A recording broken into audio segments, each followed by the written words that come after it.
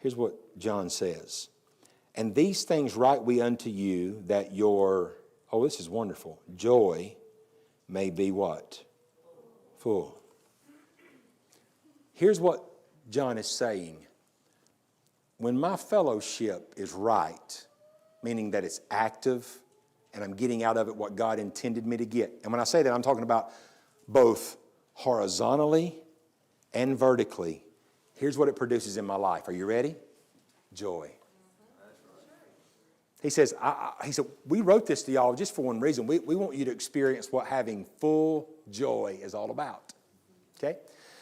And so, for the Christian, understand this, because this is like groundbreaking information. You ready? I'm going to tell you something this morning that's going to blow your mind. Listen, you ready? You listening? Here it is. The Christian life really isn't miserable. We just got a lot of people really like putting on a bad commercial for it. There's a lot of people, if you looked at them and you were looking for joy, you'd be like, it gone. Right?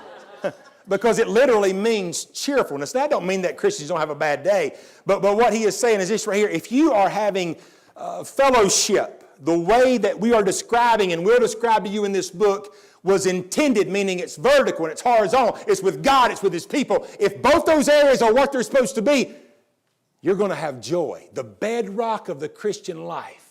Matter of fact, listen, it's so important and precious that when you look in Galatians chapter 5, it's listed as one of the fruits of the Spirit, right?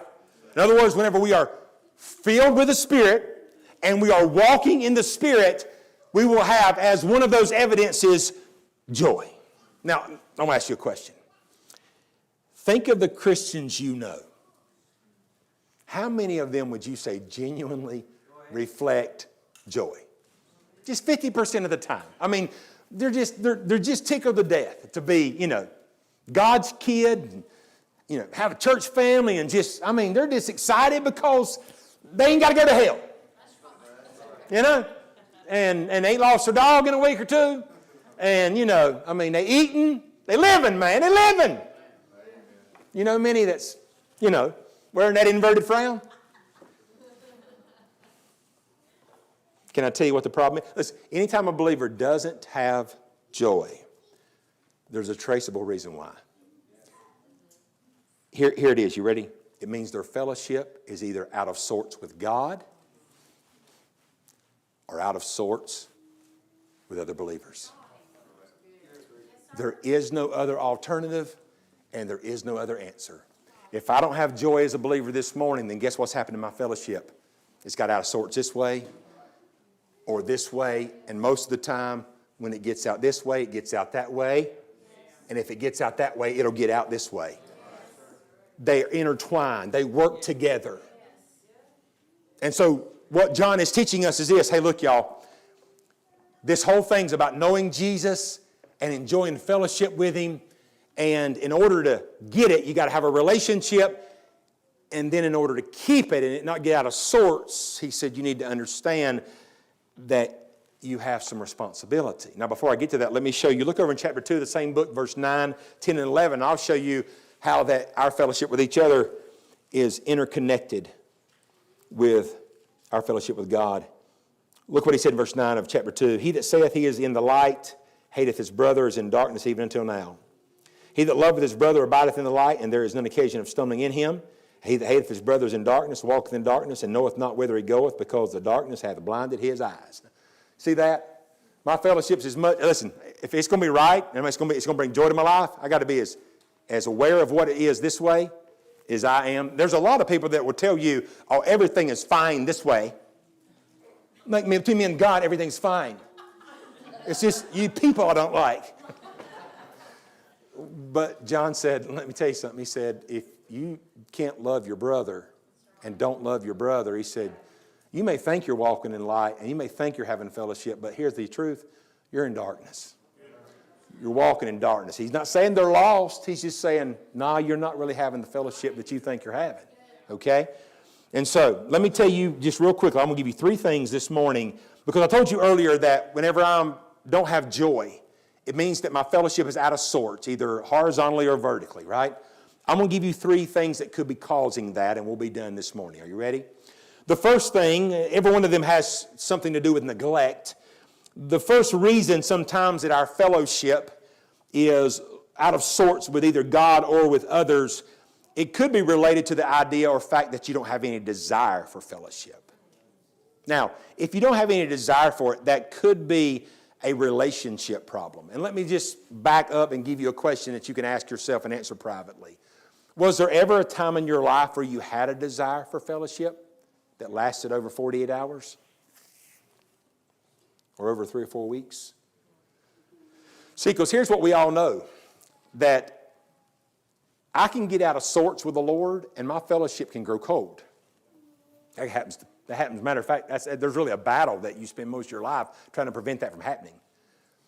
But when did you ever have a desire? Because you at least want to be able to say, there was a day, I may not be exactly where I want to be in fellowship now, in one way or the other, but there was a day when I was.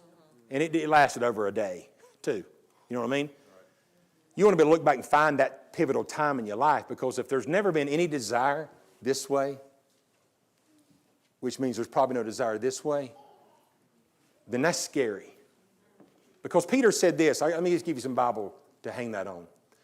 In 2 Peter, or 1 Peter chapter 2, verse 2, I believe it is, he said, as newborn babes desire the sincere milk of the word that you may grow thereby.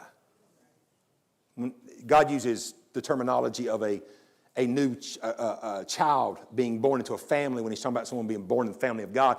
And so understand this right here, that it could be a desire issue. Secondarily, number 2, it could be also this. We're talking about areas of neglect that can hurt your fellowship. Number 1, desire. Number 2, it could be laziness. Some people are just too lazy to fellowship with God. They don't have time, if you ask them. But you know what we know to be the truth? We all have time to do what we want to do. We do whatever's most important to us, right? And fellowship, listen to me now, is a 2-way street. Relationship, God done all that for you, right? But fellowship, he can't do that for you because it takes 2. Now, here's what he did do.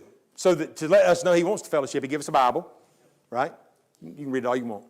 Okay? You live in America, most of the time you have all 66 books. If you live in a foreign country, according to what country it is, you may be illegal to have a Bible. And so you may have secret underground church where you can only meet by not letting anybody know you're meeting there, and you may come in and get a page, or you may get a book, but you don't get all 66. Not in America. Free country. Freedom of religion. So we have the whole Bible. God says, I want to talk to you. Will you listen? Will you read what I said and let me talk to you? So we have the Word of God, and then we have all the access to Him and to the throne room by way of prayer we want. And we sing songs about prayer in our churches, don't we? Sweet hour of it. Sweet hour of prayer. Most likely whoever wrote that song knew what it was like to have a sweet hour of prayer. I think if they could pray an hour, we can pray 10, 15 minutes a day probably at least. Wouldn't you think so? But sometimes we're just too undisciplined to want to fellowship. Do you know that even when it comes to people, you have to put forth effort to fellowship? It takes 2 sides working together to make this side of fellowship work, just like it takes 2 sides working in harmony for that side to work as well. And when it comes to fellowship, laziness will kill it. Here's the last one I'm done this morning. The next one is probably the one that gets us more times than not. And it's the issue of sin. Sin kills our fellowship.